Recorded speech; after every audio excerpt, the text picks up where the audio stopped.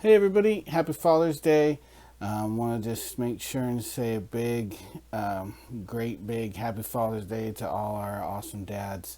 Hopefully you're spoiling them good today and that you're having a fun time. Good Father's Day today. I did just want to take a moment and share a few things for those of you that might be watching a video early this morning or maybe later in the week.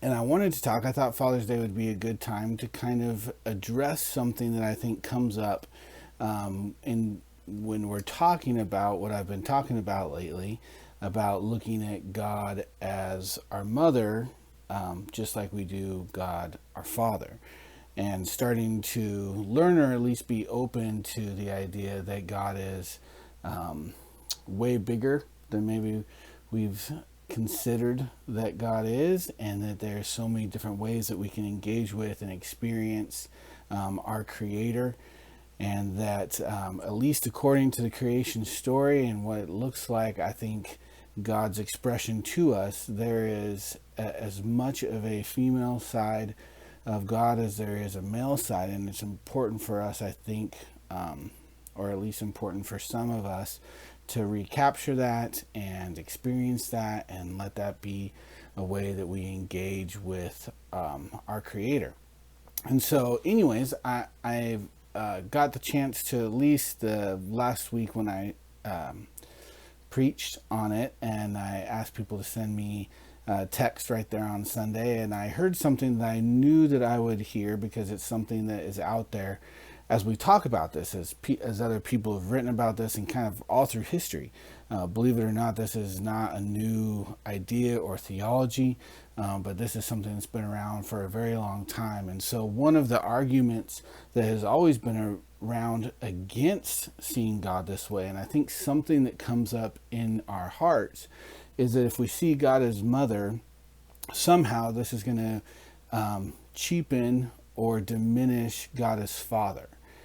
And first off, I think it's important for us to address that because it's something that comes up in our hearts all the time. It's actually, this goes to the root of what we were talking about way back, at the start of the pandemic, when we were talking about the garden and what tree do you eat from. And remember, we talked about this either or mindset that we get so easily sucked into as humans. It's so easy for us to just think so binary, and again, maybe that's our obsession with wanting to define everything and put everything into nice little categories, and we do that with God. And so if God is mother, then in our minds somehow, or in our hearts, it's like, well, that's going to make him less of a father. That's going to make God less fatherly than. And I think it's important that we address that and just realize that's not true. That actually, well, we'll get to that in a minute, but God being anything doesn't diminish who God is. When we don't have a problem thinking of God as the Lion of Judah, and we don't have a problem with thinking of Jesus as a lamb, and we don't have and so there's other areas where we don't have an issue with this idea that God can express the divinity to us, the Trinity, in so many different ways, except when it comes to kind of these big issues or these ways that we've always been taught to relate to God or engage with God. And the majority of us have been taught to relate to God only as a masculine figure. And so there's this fear that, if we embrace this, then somehow we're going to lose this aspect of God. And what I want to throw out there for you to just consider is that anytime we get a new aspect of God, that we experience God in a new way or have a new revelation, that when that happens, it doesn't diminish what we knew. Like, you can think about that in other instances where maybe God has revealed a part of their character to you, and it doesn't make God smaller, it actually makes God bigger. Like, the more ways that we experience God, the more infinite ways we discover God's character being expressed towards us actually makes God bigger. And so I would want to throw out to those of you that maybe have that feeling of like, oh, this is going to diminish God as Father, to consider that it actually might make God only bigger to you, and it might make God's fathering characteristics and God's fathering heart to us that much stronger. And I think that's important for us to realize, and again, break out of these binary ideas and concepts about God, that God only works in one way or only reveals character in one way or expression to us. The reality is, if we can discover some of that wonder again in the divine, that God is bigger than anything that we can put into a box and understand, then every time we encounter part of God's nature and part of God's character, it should explode for us who God is. We have this infinite God that can relate to us in all these different ways that we have context for, and ways that we don't even have context for yet. God is relating to us that way. And so they don't have to be different aspects of God, and new revelations of God's nature don't have to be in conflict with each other. And I think one of the easiest ways, I've got a couple metaphors for you, and this series has been one for me where I've used more metaphors than I usually use when I'm sharing. And for any of you that missed message number 2, you'll know that just from the chilies metaphor that I kept using. But I was thinking about this, and that this worry that we have, or fear that we have as humans, that if we embrace something new, that we're going to lose, or whatever that we used to love is going to diminish. I remember actually Mary and I being kind of afraid of that when we found out that she was pregnant with Luther. It was like, we love JL so much. I can't imagine that our hearts will be big enough to love another kid. What if we don't love Luther as much as we love JL? Then we'll be horrible parents. And that, funny maybe to think about, but any of you that have been parents, maybe you felt the same fear at times, like, oh gosh, I don't know.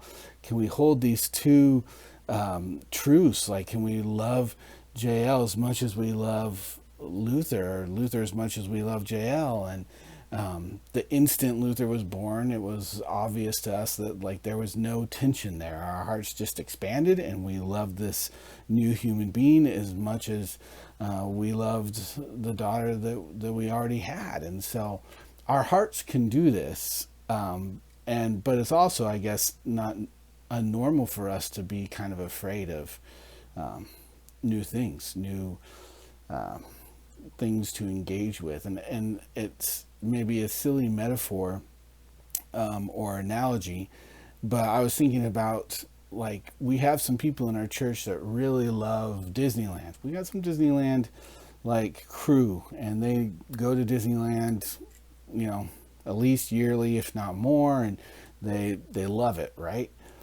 And I think it would be so silly if, and it doesn't usually work this way, that when they add a new ride or they add a new world, that never makes Disneyland worse, right? It's never, unless you're just this stodgy, snooty, old kind of traditionalist, and it's like, man, the minute they added anything besides the Dumbo ride, Disneyland started going downhill. But nobody really thinks that. Every time they add a new world, every time they add a new thing for you to experience and engage with, it makes Disneyland better. And at least for me, and I've listened to enough people talk about Disneyland, it doesn't make the things that were special any worse. I love, I still love the Peter Pan ride. And as cheesy as that is now compared to the rides that they make, the fact that they have so many other things at Disneyland has never diminished the fact that Peter Pan is just this magical, special ride. And in some ways, all the new stuff and all the amazing things that it can do has only made the Peter Pan and some of those old rides that much better, in a way, that much more special. And so I would throw out to you that I think what we're talking about in terms of relating to God is sort of the same. We can have this fear that, okay, if I open up my heart to this idea that God's also mother, and that there's these female characteristics that God has that's important for me to relate with and experience, that's somehow going to diminish who God is as Father, it's not true. I think in reality what's going to happen is that it's going to be like Disneyland when we experience some new thing in God, where we actually get to relate to God and understand God and communicate with God on a new level. It's going to make God as Father that much more amazing. It's not going to take away from your experience. It's not going to rob. Maybe you're afraid of, oh, this is going to rob for people who God is, or my kids, if they think about God as both father and mother, that's going to rob from them some experience. And I get the fear, but I would just challenge you to actually think about that and challenge yourself to look at, is that true? If there's another aspect of God, is it actually going to diminish God as Father if I relate to God as Mother? And probably the biggest thing I think that we can secure our hearts with in this kind of worry or fear or debate is just simply the realities of our families, of so many of our families. And I would say today, as we're celebrating fathers and we're talking about how special fathers are, and we're giving our dads maybe some special love, I don't think there's anybody there that's like, what's really taking away from just making this day special is my mom. If my mom wasn't here, then this would really be special. If mom wasn't a part of life, if mom wasn't a part of family, then man, this day would be even more special. No, that's ridiculous, right? We don't think that. It's absurd to even say, maybe even offensive. It's just an analogy. Don't get mad at me. I'm not saying that. But when we're just going through our normal life, a mother doesn't take away from a father. A mother and father together are actually a beautiful thing.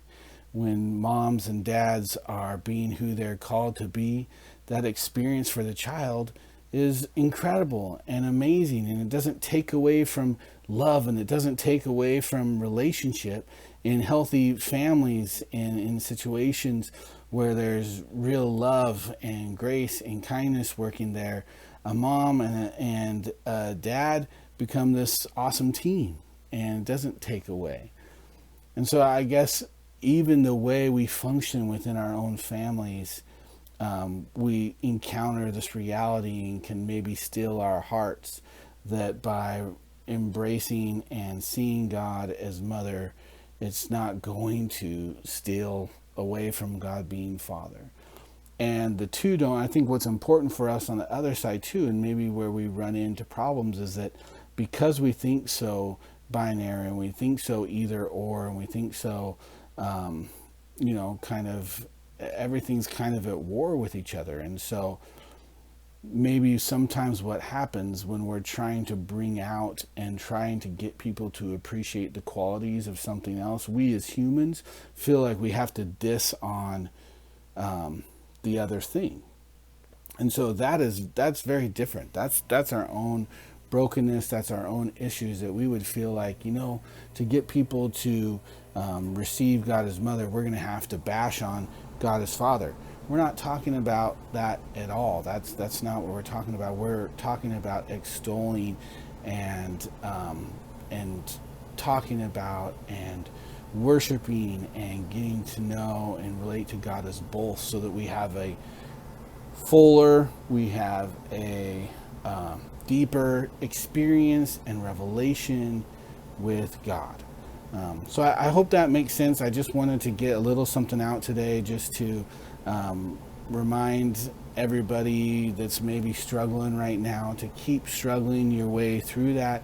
Keep trying to process and work and ask questions, but especially on this day where we're celebrating fathers, to realize and maybe open our hearts to this thing that we're considering with God being something that makes God as Father even bigger and more powerful for us, not less. So love you.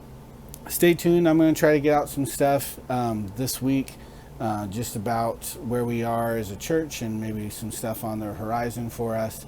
But mostly today, just have a great Father's Day. Spoil those dads and enjoy your time with them. Love you guys, and hopefully see you soon.